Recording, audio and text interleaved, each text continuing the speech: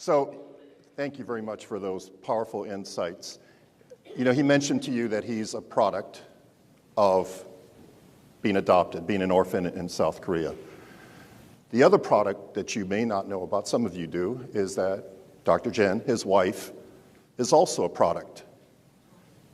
You may recall me telling you that her grandparents were one of the last ones to get out of North Korea on one of those ships. Her grandmother was pregnant with her father. Grandfather fights for the South Korean army. They raise their son and their family in a free democratic society. They have this young girl who goes off to Penn State, gets her doctorate in anthropology, and now we close the circle. Not only to have the benefit of Dr. Bae, and by the way, the University of Hawaii, where he was chairman of the Department of Anthropology, was one of the first partners that we in DPA had among the many that we told you about yesterday. So, Chris, on behalf of the families, more importantly, on behalf of your teammates in DPA, thanks very much. Thank you.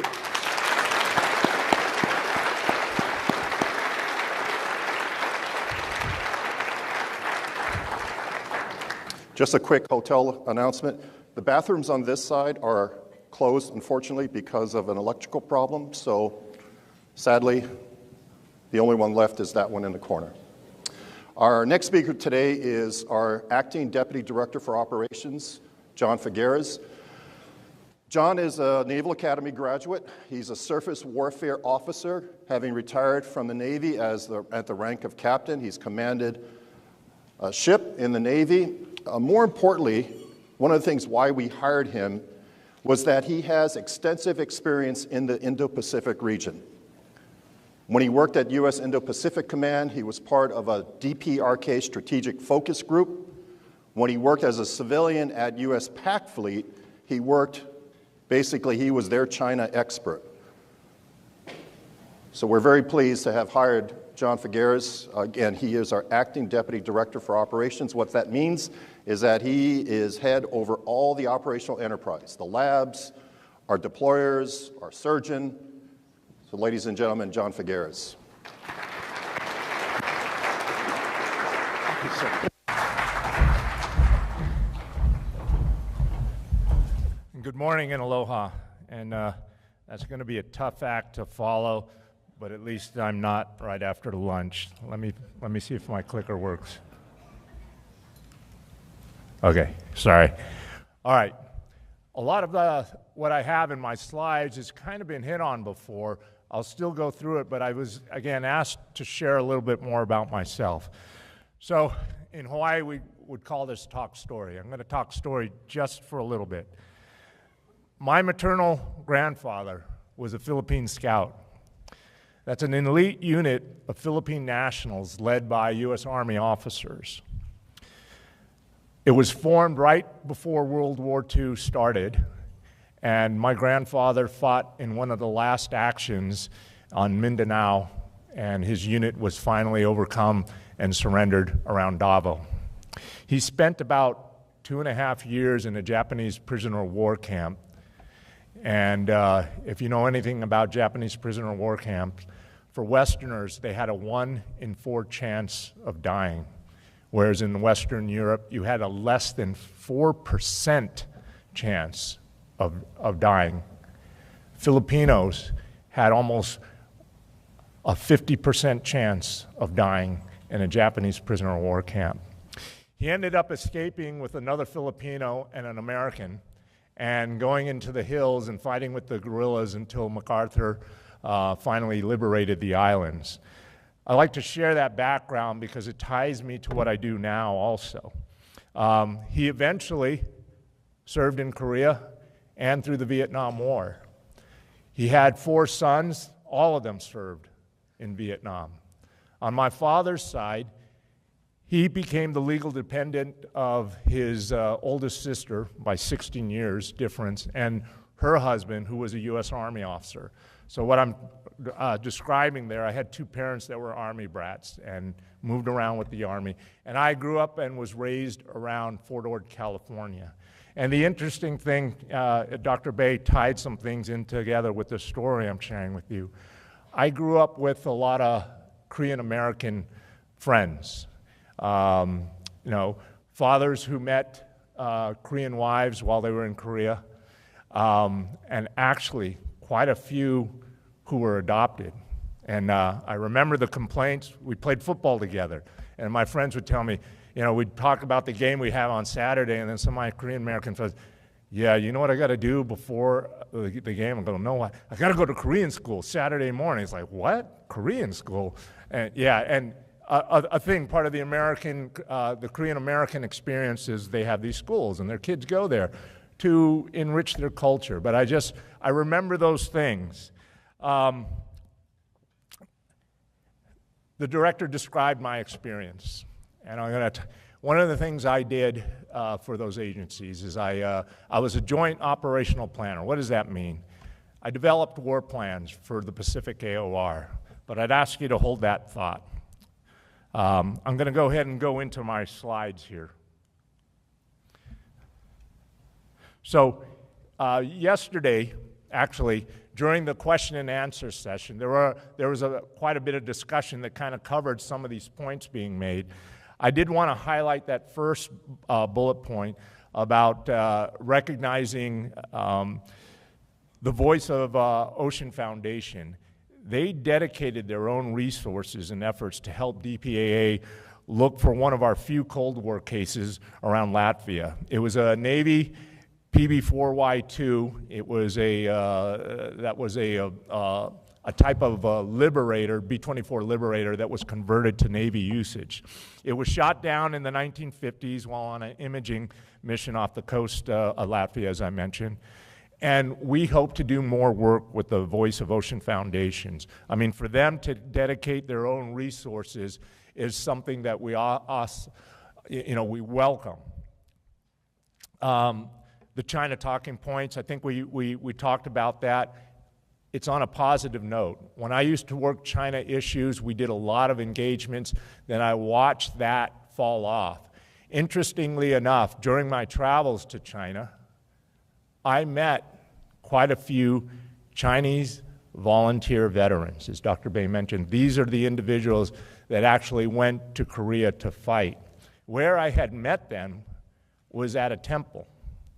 Many of them were homeless veterans, and the priests were actually taking care of them. Their jobs were to keep the grounds clean and do chores around the place. Many of them were single elderly gentlemen, and they did this because there are no pension systems in China, and then they were given free meals for their duties. So the temples tended to, I would ask the priests there who these gentlemen were, because some of them would wear remnants of a uniform. And he told me they were veterans of the Chinese volunteer force. So it's just an interesting context there.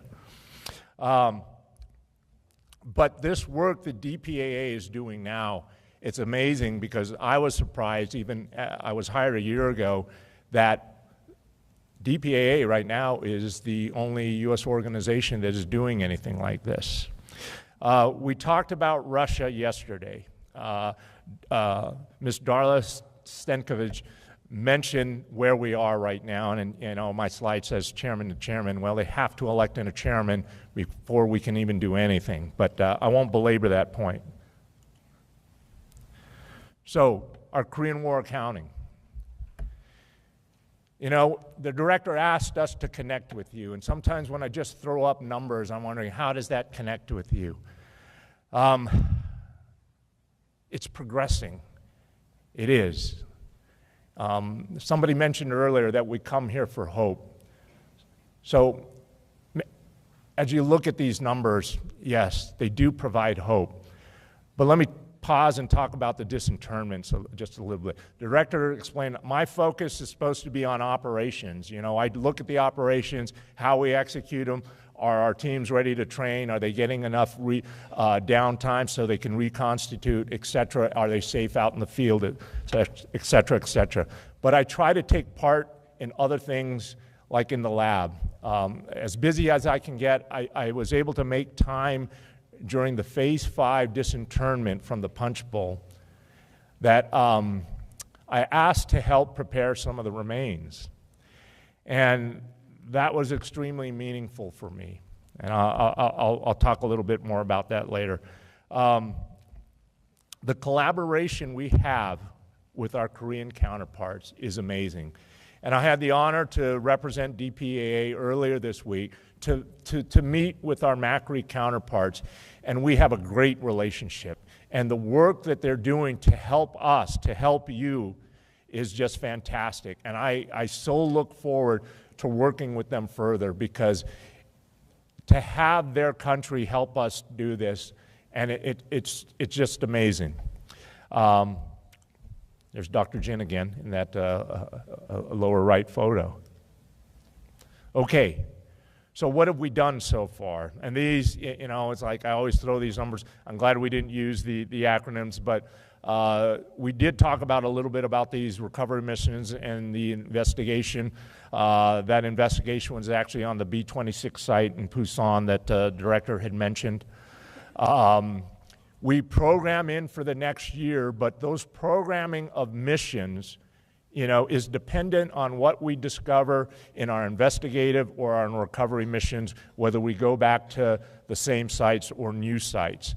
We talked about the work that we're doing in China, and I was actually amazed that when we first went there in January, I was thinking, you know, they're only going to let us work on the World War II cases, you know. But was very pleased that when Dr. Berry and others went there, Jim Crow, they were there, that archive exchange, and again, they pointed out the first time that ever happened, and actually now letting us go to Cold War sites, that's good. That is good. And I also told them that, you know, it was amazing. They talked about how fast they got the visas, etc. But the thing is, having worked with them, when the Chinese decide to do something, they're in. They'll do it, and that's what I'm seeing right now. So that's good news. And our team is there. Our teams are there right now as we speak. We talked a little bit about the partnership activities. I mentioned one that we gave out some awards. Partnership activities help increase our ability to find our missing. That's the best way I can explain it. And the director talked about we're one of the few agencies that are able to establish these partnerships. And they are extremely helpful to our mission. The last bullet there is interesting. Just a couple of months ago, we talked about our team, my Indo-PACOM team, taking our DPRK, our North Korean operations plans, dusting them off, updating them, so that when the environment becomes permissive, when the environment allows us to go back in, we'll be ready to go back in. I want to assure you of that.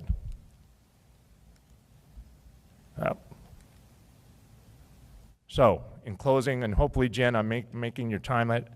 You know, Dr. Bird talked to you about that disinterment project. I told you about my wanting to get involved.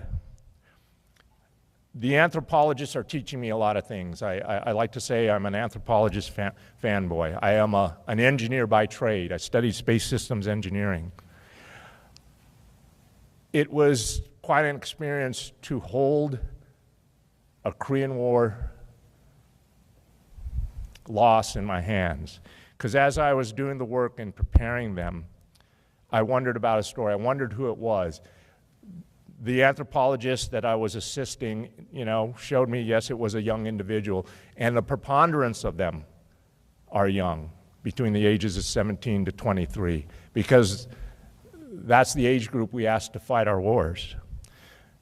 But in the last 2 days, all of you have helped me, and forgive me if I get this wrong, but meeting you and hearing the names of John Nadelhofer, Henry Lee Walker, Daniel Doolin, Frank Martin, JC, Uncle Arlen, Johnny Street, Uncle Velasco, Ismael Garcia, Frank Salazar, John Tulin, Ogata Satoshi. They do have names. And I'm hoping and praying that I get to be with you when we get to tell you the names of those that we're handling in the lab. And I promise you, keep the hope. They're doing great work there. I'll also close with this, back to the adoptions. Dr. Lauren Santini, she's done a couple of tours with me. She was also one of those Korean children that was adopted and is flourishing in her job and helping identify losses from our wars. So I would leave you with this. Your loved ones, Dr. Bay hit on this already. I've been to Korea many times. I should add, when I go up there now, I got this from I call them my boys up there. Some days when, the bureaucracy of the job gets a little bit to me at the end of the day, I will actually go walking through the lab when it's quiet. And I say, I'm working at it, guys. I'm working at it, boys. I'm trying to find out who you are. And again, I know some of you haven't been there, but the way we array them on the tables, we have a flag in every place, an American flag in every place that we have these remains. And they're situated such that if I was to call attention on deck, that's what we call it in the Navy, they would all stand up and be facing the flag. So the way we handle those remains with honor and with care, loving care, I mean it, because now to me they do have those names. In fact, I'm thinking the individual I was handling, he had all those names. And that's how I look at it. But just to close it out, I told you what I did before. I was a joint operational war planner. And I realized, too, that all the individuals in that lab, it doesn't matter what conflict they were from, were as a result of our country asking them to execute a war plan. I've made it a point, because I'm still close to a lot of my planners on the island there, to make sure they come and visit me and I take them for a tour so that we don't forget the people who work that issue, operational war plans, realize there's a cost. I was involved in war games where we were doing casualty estimates. And again, they were just numbers. But working this job now, they're more than just numbers. I am passionate about this job. I found a new meaning and purpose here, and a lot of it is right here. So I want to say thank you. I'm looking forward to continually working with you, and I'm going to do my best for you. Thank you very much.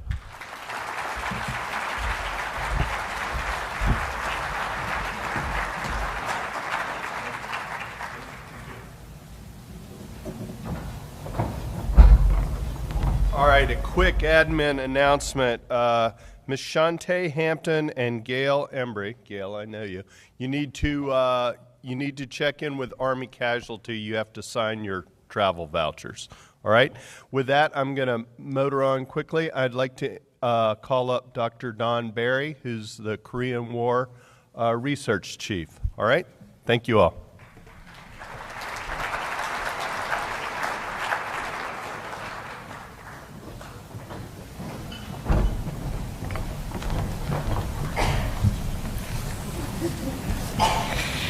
Oh, okay.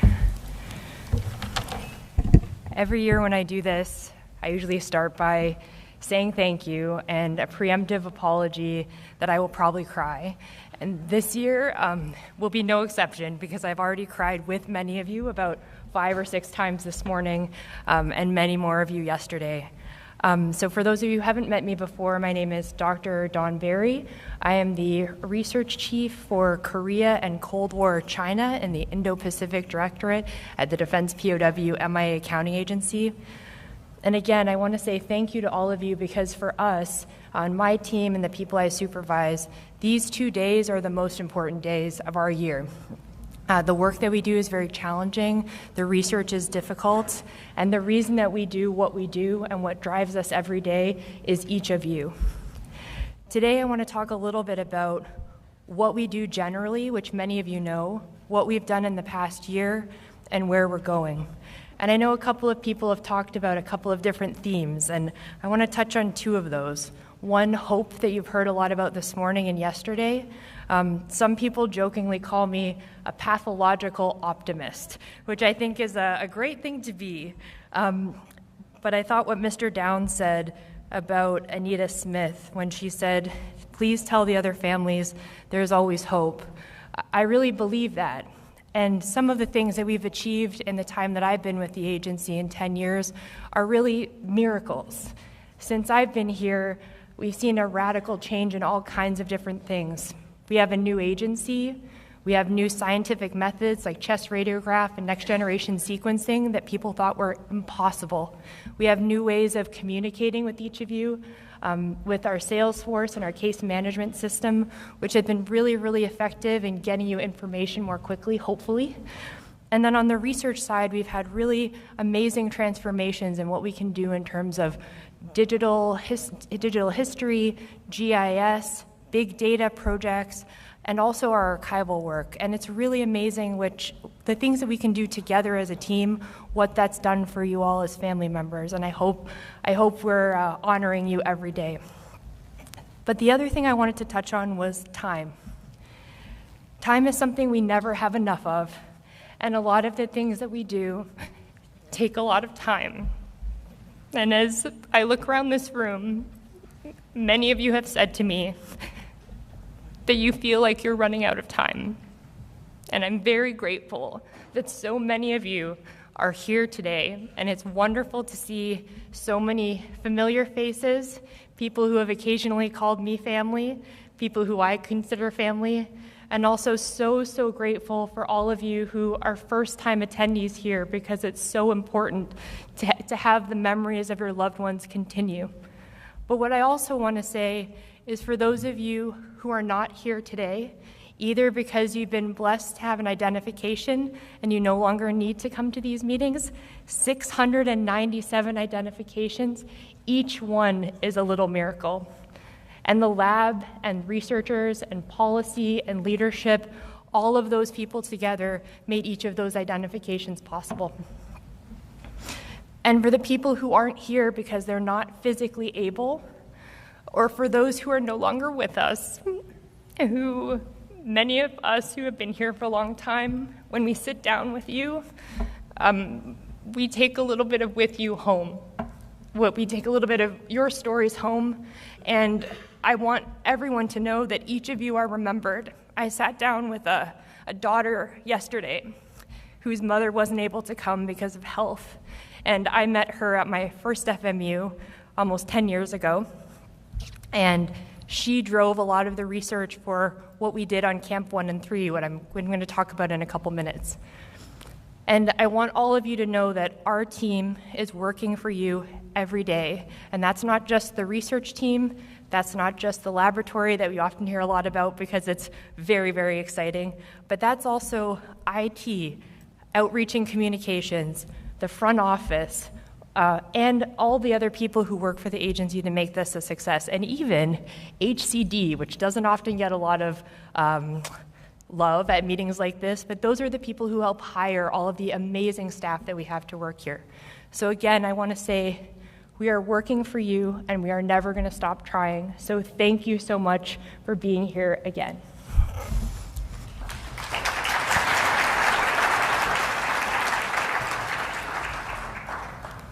Now, the other thing that happens every year, I've already cried, and the second thing that happens is I cannot use my clicker. So, only minor technical difficulties are to be expected during this talk. I put this up for the last, I don't know if I can walk. They always call me Wandering Dawn, and I don't think I can wander too far away from this. But no matter where you are in the room, I would like to make eye contact with you, even if I can't. So, the reason we put up this research definition is research means lots of things to lots of people. Sometimes you hear about academic research that's done for theoretical reasons, which is all really important.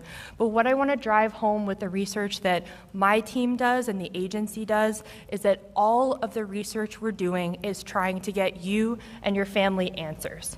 So for the Korea team in particular, all research is purposeful, systematic investigation, driven by a problem, question, or requirement, seeking information methodically with a clear goal.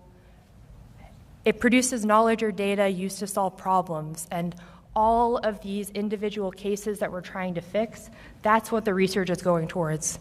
But again, that research takes time, and again, time is something that we don't always have. In the Indo-Pacific Directorate, our Korea Cold War research team The research drives operations, and what that means is it's really the work that the researchers do that figure out where we go in the field, if we go, how we do a disinterment and when we do them, and then the big overarching plan that we came up with in 2016, 2017 that's been going on since then. It also supports family communications, and I'm going to touch on this a little bit later, but one of the really important things about family communication are your case summaries. Some of you might have noticed that there are some significant changes, especially if you're a chosen family, a DMZ family, a POW family. We're working on making sure that all of your case summaries are better, faster, stronger, and have the details that all of you have asked for. We also support identifications, and I'm going to touch on this in a minute, but not everyone knows that historians go out into the field and actually do investigations in the field. The other thing that not everyone knows is we do what I call a delicious historical sandwich. Delicious. So at the front end of the research process, which this is very complicated on paper, but the moral of the story is all the things that we do in the agency starts with research and ends with research. So we work on long-term, large-scale foundational research projects, and at the end, if we get an identification, if we're lucky enough to do that, one of the pieces that you'll get in that identification packet is a historical report written by a historian. And that's an analytical argument about why a set of remains could be a person. So we always like to touch on that a little bit. And my instinct is always, let's hold not to stand too close to the microphone. My instinct is always to say any questions, but we're not supposed to take questions. But if you do have questions, write them down and we'll come back to them. Okay. The other thing I wanted to say too is that so much of what we do is interdisciplinary. So again, you hear a lot about the lab, you hear about the different pieces, and really all those pieces have to work together for us to get the job done for you. Oops. And then with this particular slide, some people wonder, what do those historians do when they're not at family member updates? So what historians do when we're not at family member updates is what we call foundational research. So that's big picture, large scale data projects. It can be archival research. It can be overview narratives, which we're working on a lot. Big mention that we're going to be getting the dusting off our DPRK plans and making sure we're ready. So we're revisiting all of the research for that, and we have been as something called the Foundational DPRK Research Initiative, so FDRI. And part of that too is so we can give better information to family members. We're also doing family communication research, which I touched on. Disinterment research continues, even though we have the large-scale disinterment plan. And then field research has really, really grown and improved over the last few years. I'm going to touch on it in a minute, but we had our very first underwater investigation last year in Busan, and that's going to continue this year, this September, the second time we're going back. So that's a really exciting area, particularly if you're an air loss family, either in South Korea or hopefully eventually even off the coast of North Korea. So many of you have heard me speak about our disinterment plan before, and I won't spend too much time on it, but what I will say is we heard you I heard you in 2014, 2015, 2016, 2017. Dr. Jim Rose and I briefed the group and said, we know many of you wanted disinterments and you wanted them to happen faster, and we're very, very grateful that you gave us that feedback and that leadership was supportive of us putting together this broader plan. So that's been approved in 2018, and this year, as Dr. Groh will tell you, we've had more than 20 identifications for Korean War service members, including just a couple that I want to touch on. So this is the plan overall. It was done in phases. South Korea, we really did a more order of battle operation. And for North Korea, many of you know this already, but we went from the cases we had the least amount of information to the ones we had the most amount of information. And I want to turn to something quickly, which I'm pretty passionate about. Some of you have sat down with me, know that I have pictures of your family members up on my wall. I've had this particular picture on my wall since 2015. This is PFC Raymond Travers. He was from Cheongsong, Camp 1 and 3. And and he was disinterred in August of 2019 as part of Phase 2. He was identified on June of this year, June 20th, 2024, and when the identification came through when we wrote the historical report, I looked at the name, looked at the picture on my wall, and started crying. There is always hope. Even if it seems impossible, I think the Raymond Travers of the world are an example of what there is to look forward to. The other thing that I've said to a few family members is there were some Camp 1 and 3 families that were really instrumental in us pushing forward with some of that research. And many of your questions, your inquiries, the ideas that you brought up really have driven the research that the agency's done. Another really great example of that is SFC Raymond Hall. For those of you who were here in 2017, you would have seen what we like to call a dueling banjos presentation of Dr. Jim Rose and I talking about South Korean losses and North Korean losses. And what we talked about at that meeting is, from the research we were doing, we were seeing that there were discrepancies in the locations that the North Koreans said remains were from, and then where we were thinking they were actually from. So we don't know all the reasons for that, but we know that the locations we were given from the North Koreans weren't always correct.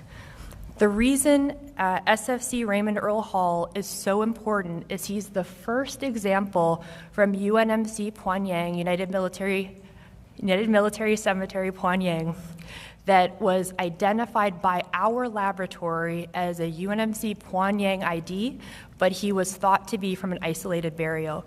So this is huge, because when I first started this work, there are a few Pyongyang families in here. We thought that we just didn't get back half the cemetery from Pyongyang.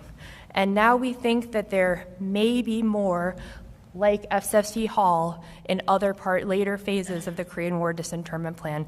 And people like SFC Hall and Daniel Doolin and Meza and Baldonado are the reasons why we push forward with the North Korean aspect of the plan.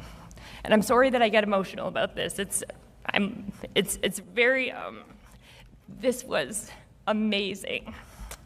And so now I get to talk about a couple of other amazing things. So what happened this year? So speaking of family members, I'm not sure if they're in here, but we met with 2 family members last year who knew that the Chinese government had given us certain information in previous years but had never provided it to us. Oh, sorry. I'm blind and I can't hear in this ear, so I wish I could walk around. Next year I'm going to get a microphone so I can be more dynamic of a speaker. There were certain things that they knew and they didn't have that information, and one of the things that they asked for was us to get it for them. And so when we went to China, I'll come back to this. When we went to China, after having spoken with them, we were working on a few things. We were working on a memorandum of understanding so we could continue archival exchanges, hopefully for Cold War families, their World War II families, their Korean War families, and also getting broader information eventually, hopefully from the Chinese about Korean War losses. But a specific goal was to get the information that this particular family or 2 families had asked for from the Chinese government. I took notes during our CS case summary review last year, and when I was speaking with the Chinese, I told them what the family had told me, and I cried, which, no one in this room is surprised by. And 3 of the Chinese military on the other side also got a little teary, which is a little bit unusual. At the end of the day, they said, yes, we can give you those things that you asked for, and the next day gave us the specific documents that this family requested. So I do want to say thank you to the Smith and Angel families for the questions that you asked, and also we're very, very glad that we got those documents for you. So I'll say a round of applause for both of you.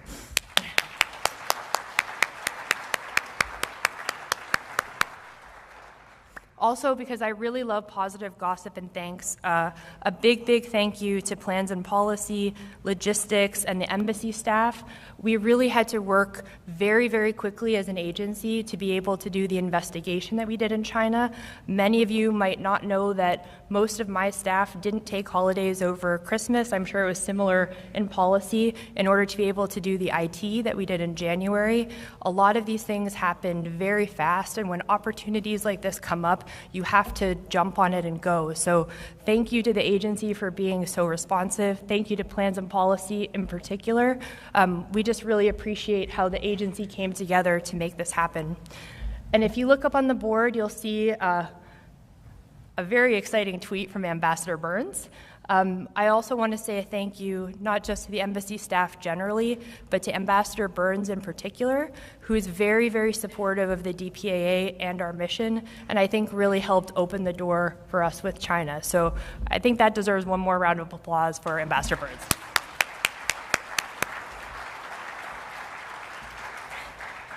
Now, I've been told to speed it up, which I'm very bad at because I like talking a lot, but I'll touch on a few more things. Some of you might not know that the research team, in conjunction with plans and policy, and the lab goes to Macri every November. That's a really, really great opportunity for us to work together, to share information, and we're really grateful to them. We're working on a whole bunch of new things. And I mentioned this a few times. So last year, during this meeting, the Indo-Pacific Directorate briefed that this underwater mission would happen, the first open water investigation in South Korea relating to our losses, which I think is just incredible. And the next one is going to be happening this September, so that's a huge step forward, one small step for man, one giant step for the DPAA. So thank you so much for everyone who supported that mission, and for families, Korean War families that are water losses. This is really incredible because it's not something that we'd ever been able to answer the phone on before, and I think really might provide a model for things that we can do in future. So thank you to everyone who's worked on that, and thank you to everyone who is in this situation for your patience. So I'll give one more round of applause.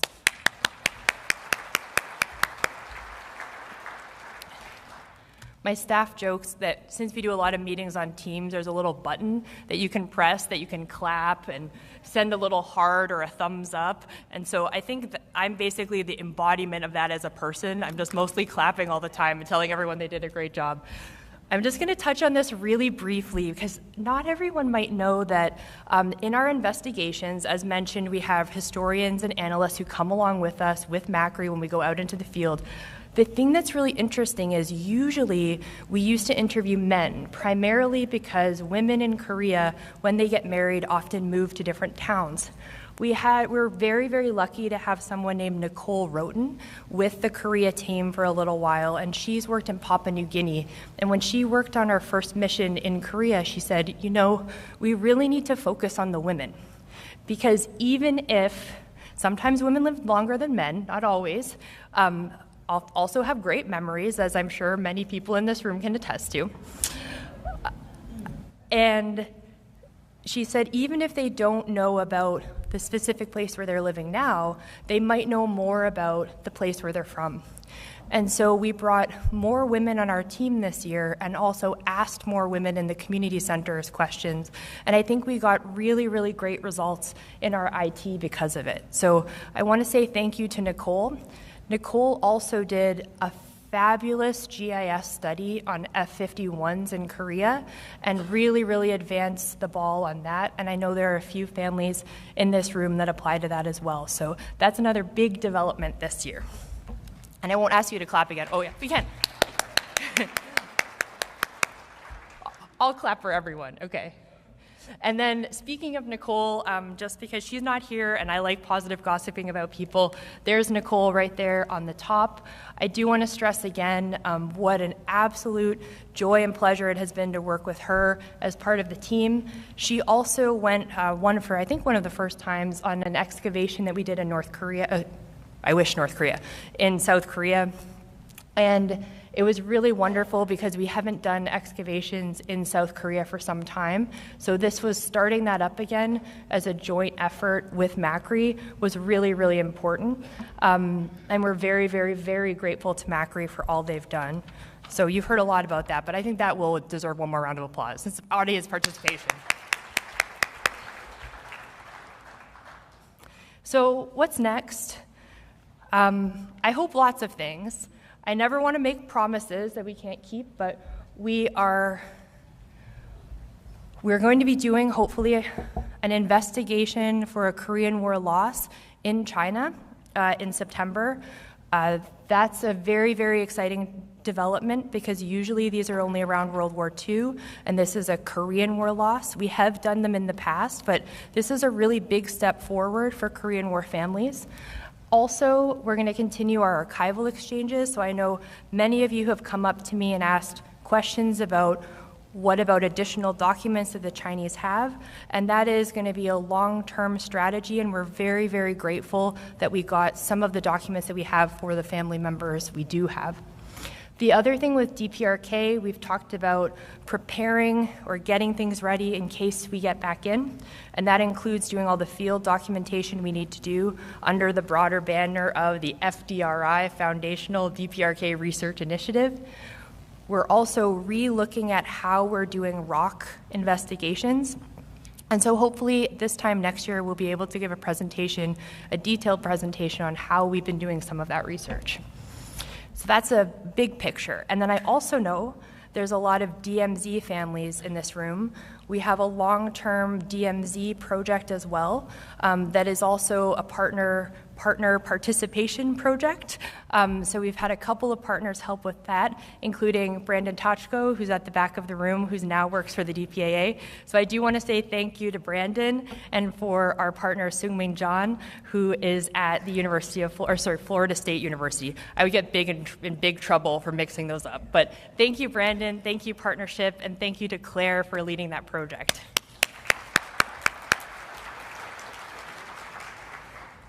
Now, I'm just going to touch on this for a minute because I think Fig did mention it, but we've moved into phase 5. So last year we were going to start it. We're nearing the end, and we're on track to operationally be finished with the phase 5 disinterments by the end of the year. This is a really, really huge accomplishment. We talk about hope, we talk about time. I don't think in 2014, 2013, we ever thought we could have had this plan or been here where we are now 10 years later. And I'm really grateful that all of the people who have contributed to this, from Debbie Zinni, who's in the back of the room, who used to work on the very, very initial Korean War disinterments, to Abe Schrage, Jim Rose, and Kristen, and the entire KWIP team. This has been a team effort for decades to get us where we are. So that does deserve one more round of applause.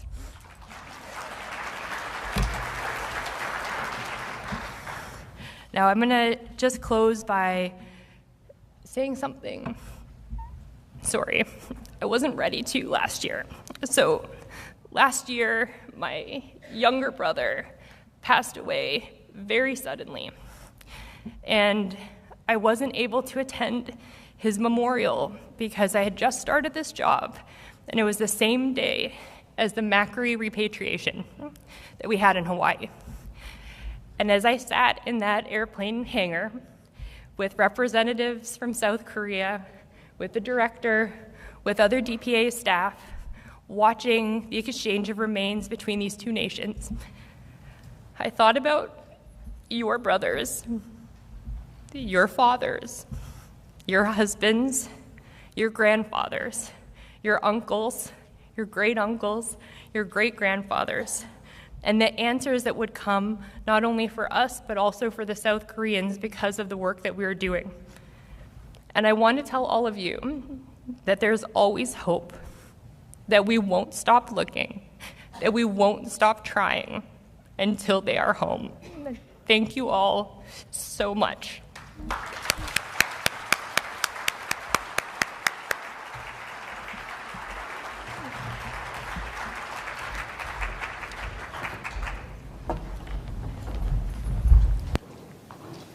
Remember yesterday I told you all that I charged our team with connecting with you all because that's so critical. If there were an exemplar for connecting with you all, it would be Dr. Berry.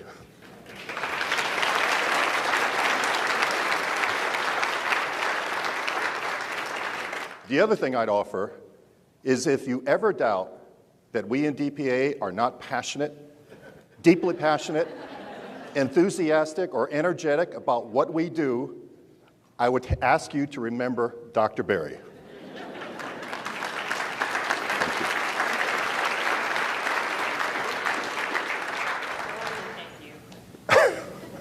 Thank you. One more curtsy for the crowd. Thank you, guys.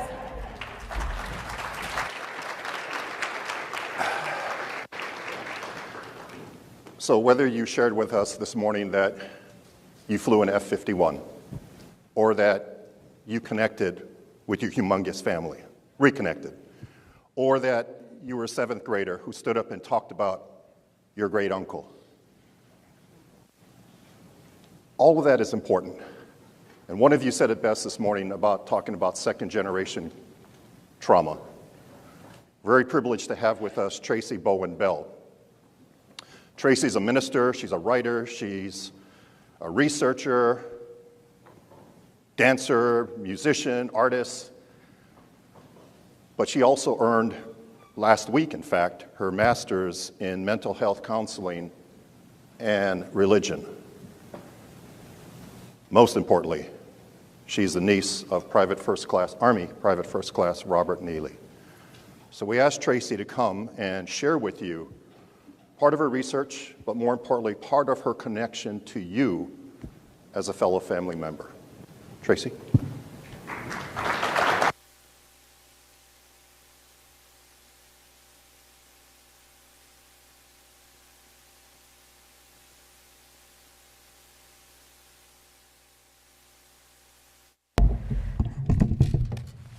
How's everyone doing this morning? Well, my morning, if I were of the opinion that technology is of the devil, I would be convinced that the gates of hell literally rose up against me. Every device I had, except for my laptop, died and would not charge. I had to make my way over here using my wheelchair as a walker, holding on to the wall to make sure that I stayed steady on that cobblestone going downhill to get here. But I'm so glad I'm here. I'm so glad for the help I received to get everything charged up and ready to go. And I'm very thankful to be here to speak with you this morning. I am going to, in the interest of time, focus primarily on my slides, and then I will give my testimony, for lack of better words, afterwards. Is that okay? Okay, so we're going to talk about intergenerational healing. You hear the term intergenerational trauma all the time, but where there is trauma, there's healing. That's the balance. So let's talk about it a little bit. Oh, I guess I have control of the slides. Can someone, can someone help me with it? There we go. So what is intergenerational trauma?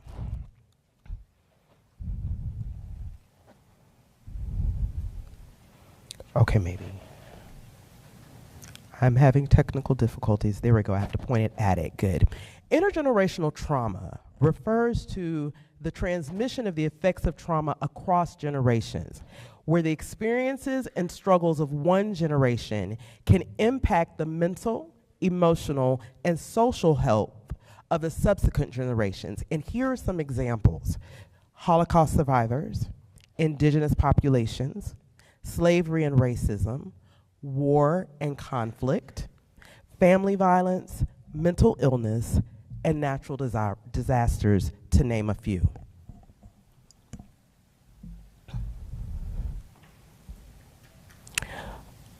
What is childhood trauma? And I'm going to pause a moment here to say this.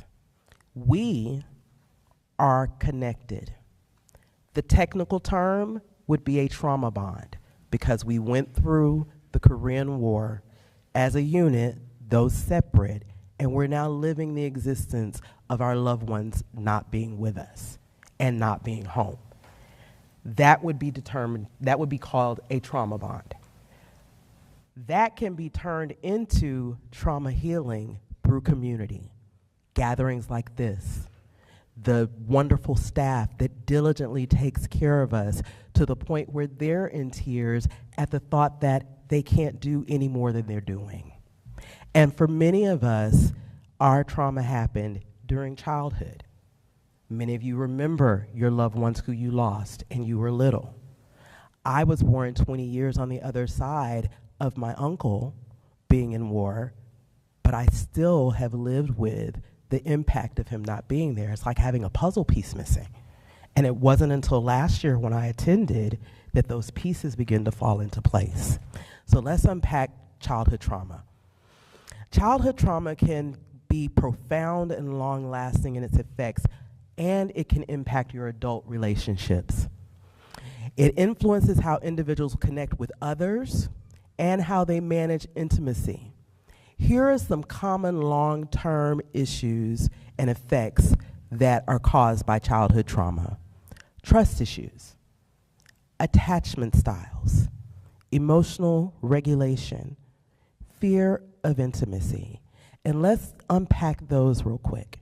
You can understand if you've been traumatized, whether intentionally or not, it's going to shake your trust. If you've lost someone or something you've loved in a traumatic experience, it's going to impact how you connect with others, attachment styles. If you're carrying around that grief and all of the emotions that go along with it, it will impact your emotional regulation. And if you are dealing with this, it can have an impact on your willingness for intimacy beyond physical intimacy, but spiritual connectedness with other people. There develops a fear. And then the others that are listed, you can imagine how those things come. The one that I would like to point out would be difficulty with boundaries and mental health issues. So childhood trauma, as I said, can have a very profound and lasting effect on adult relationships. And so let's begin to look at how do we deal with these things.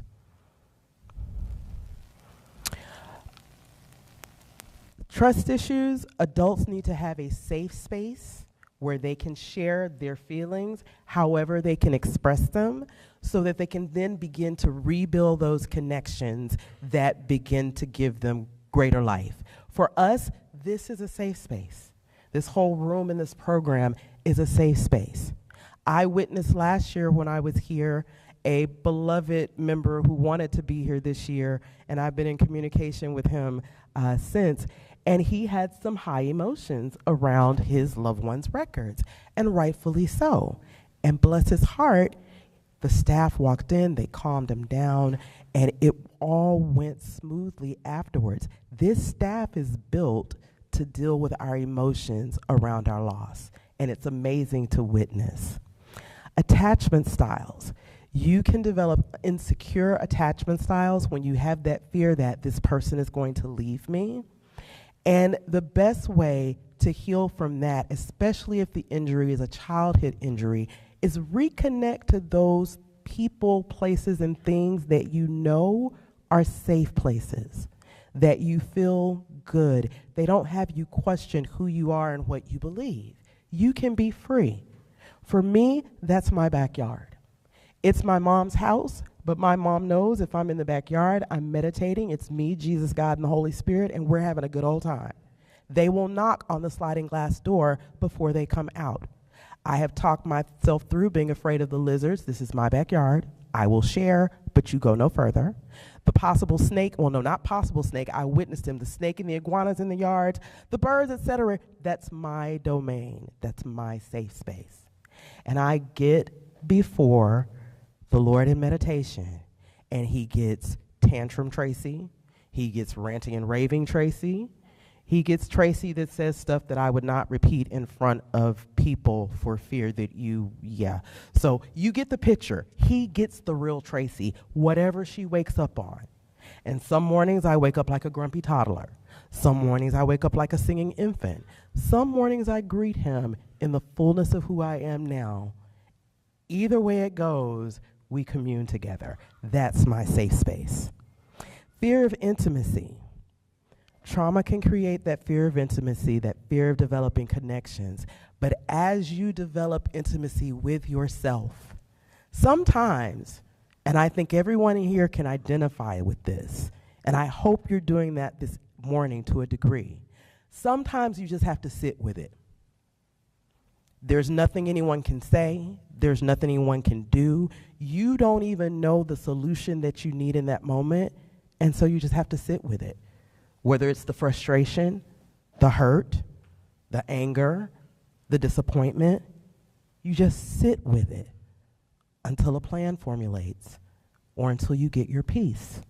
It's a part of the process.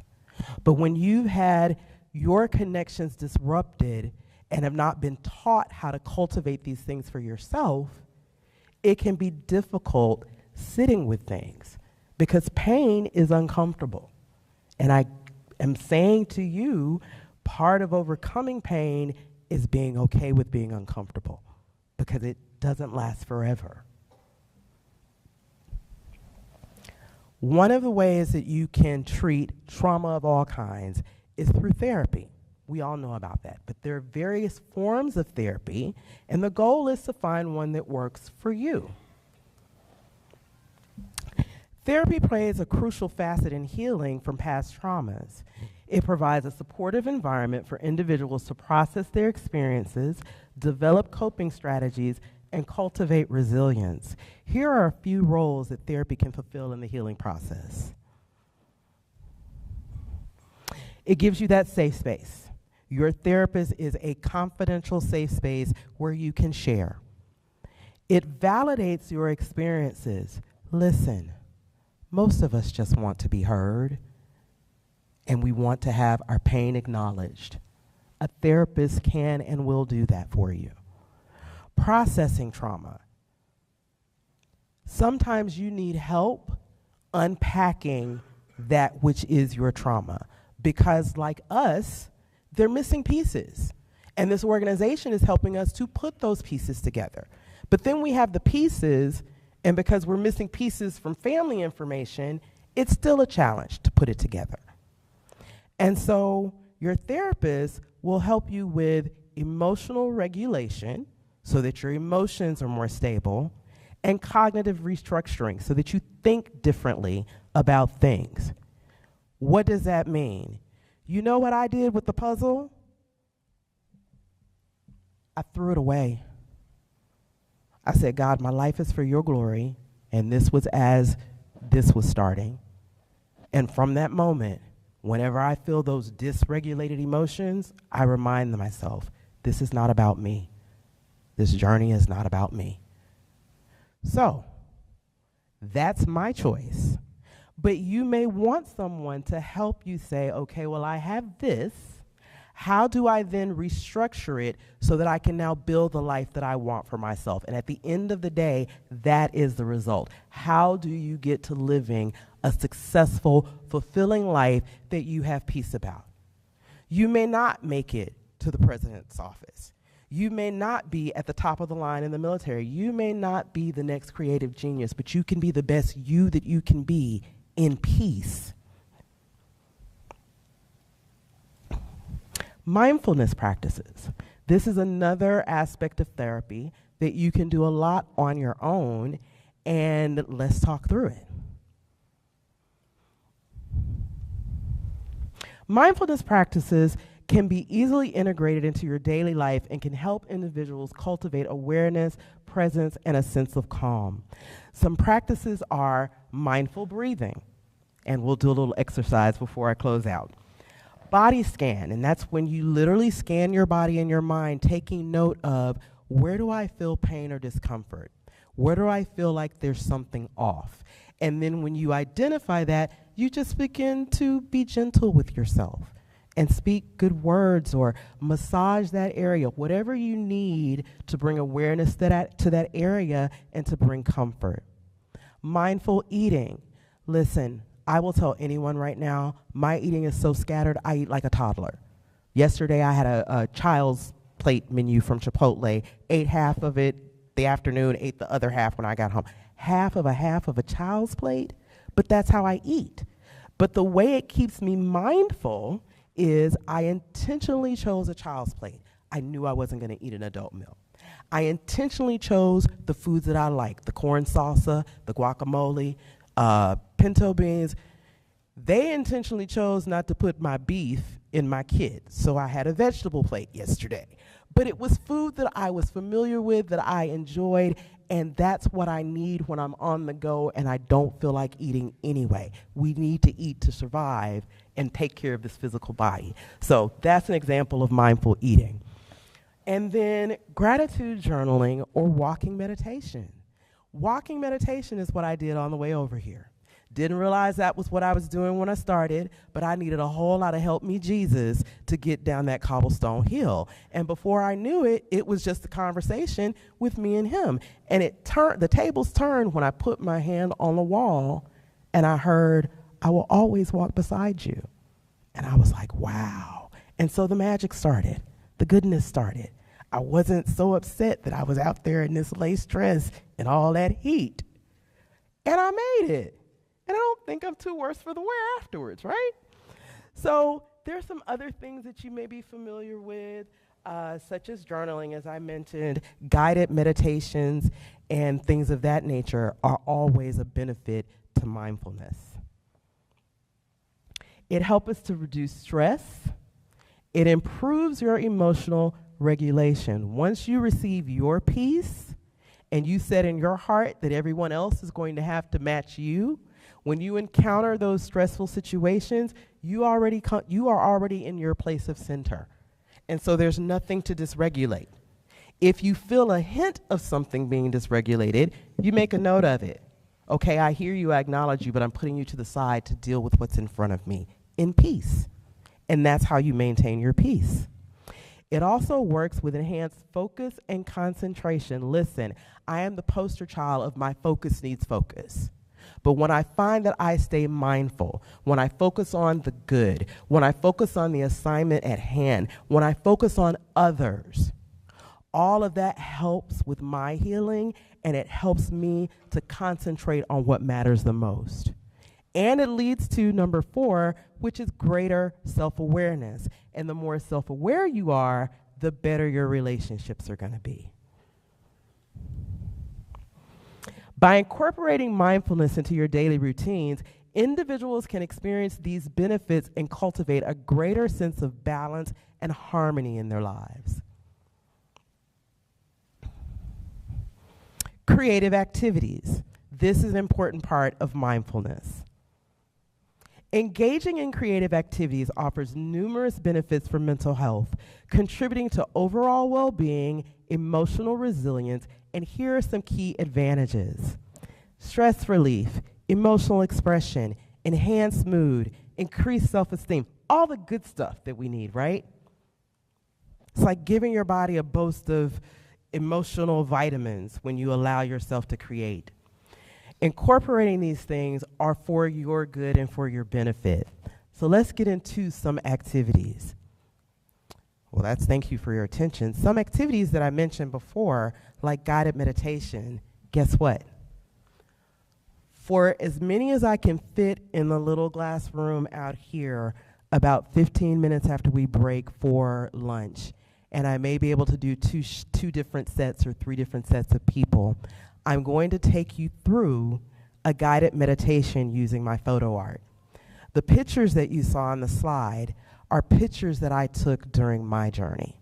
And at this moment in the presentation, I'm shifting to Robert Neely's niece because he's the reason why I'm here. He's the reason why all of us are here. And so I bring you greetings from the great state of Mississippi by way of Florida, and from the Neely Bowen Bell Woodruff family, which encompasses all of my family and everyone connected to me.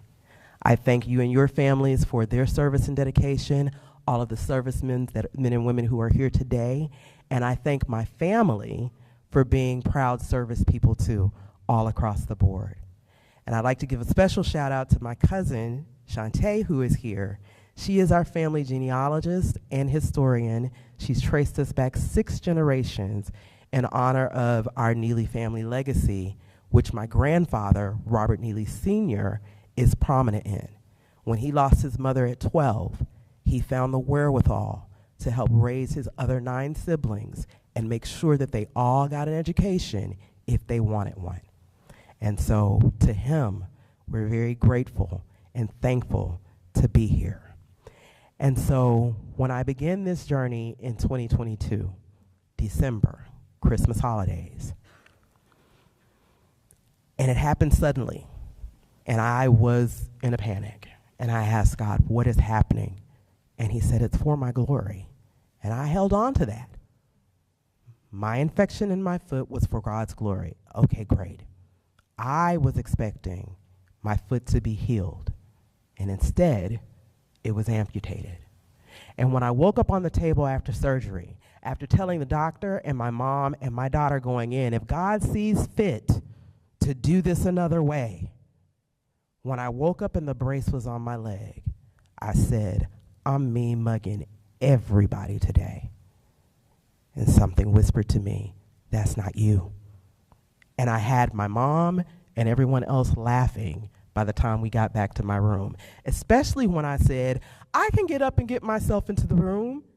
And they were like, doctor's orders, you're not supposed to get out of the bed. I was like, oh, okay. I probably couldn't have gotten myself up and gotten into the room. But that began an amazing journey that had already started with me focusing on, okay, what if it's not about me? And in that moment, I began a mindfulness play therapy activity that I know now, which was, God, show me something new. Now, this was almost said in the defiance of a toddler, like, prove me something. But then I would go outside and I would look. Because if you're looking, you've got to seek. If you want to find something, you've got to look for it, right? And my first picture, I don't know if I have the slide, and it'll be a surprise if it passed through and you didn't see it. My first picture was of a desert cactus bloom in my backyard. It's my cactus. Beautiful fuchsia pink flower with the most perfectly planted water droplets on it. And I can't remember now if it was after a rain or if they were dewdrops, but the drops of water caught my eyes because they looked like crystals on the petals. And from there, I just started taking pictures of everything I saw that caught my eye. I took very little pictures of me. I have very little pictures of my residual limb. I'm getting more pictures of me and Beulah, that's my prosthetics name, as we learn to get along better. And my most recent confirmation that there will be more pictures is I competed in my first pageant since the amputation in New York City in July and walked away with Queen of Queens, which is the highest title. And I get to represent this beautiful organization for the next year, just spreading joy and love and raising awareness wherever I go. And I'm excited about that, mostly because I stepped into the new me who is still a shadow of the other me. So,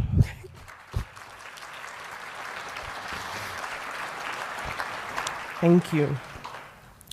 And so, as my cousin reminded me, I needed to show you all this. I was going to ask for a private picture with the director and Jen before we left, and she said, no, you have to remember who you're representing.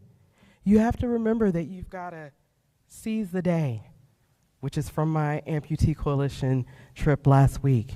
You've got to remember that you've got to put your best foot forward, even with a little sparkle. This is what helped me win my pageant, because I needed to be safe and comfortable, but safe and comfortable doesn't mean you can't be cute and make a statement. And so in all of that, I am learning to love this new me, especially the new me who has the missing piece of my Uncle Robert, and there's another missing piece who was lost to illness the same year that we lost Uncle Robert. But we didn't lose him. His love, their love, is still here in this room. We have to believe that. That's what keeps us here. The pain gives us passion. The passion gives us purpose. The purpose gives us a plan. And from there, execute, execute, execute. God bless you all.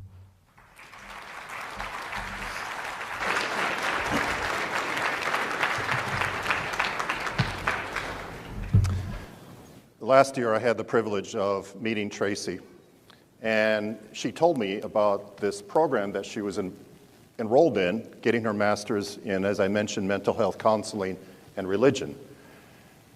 And I was struck by the fact, because she said last year, she says, "Do you think I can talk to the families?" And it struck me that try as we might in the Department of Defense, there is no amount of compassion, no amount of empathy that any of us can show to you because we have not walked in your shoes. So I was not only intrigued, but excited that she told me that right before KCW, she would be earning her master's 2 weeks ago, 10 days ago. So again, Tracy, on behalf of your peers, just a small token of our appreciation. Oh, you signed it. Thank So, you so God bless you. God bless you as well. I do want to make one small correction, Director. The degree is loading. I have one paper left to finish, but this was the culmination of that paper. I started writing it last night, and it just flowed like water.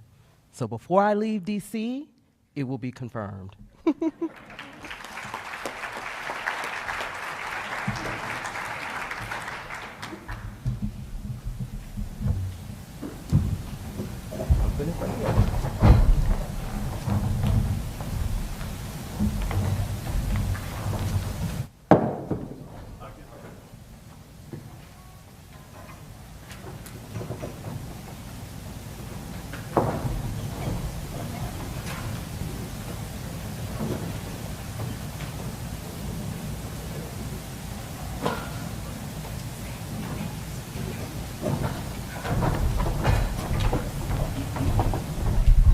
All right, folks, we are now going to break for lunch, and we will be back in the room, and we will start up again at 1:45. That's 1:45, okay? Remember, the Cold War breakout is over in Salon C, the glass-walled. And Tracy's is, during lunch now, is also going to be there in Salon C as well, okay? So see you all back here or over there at 1:45.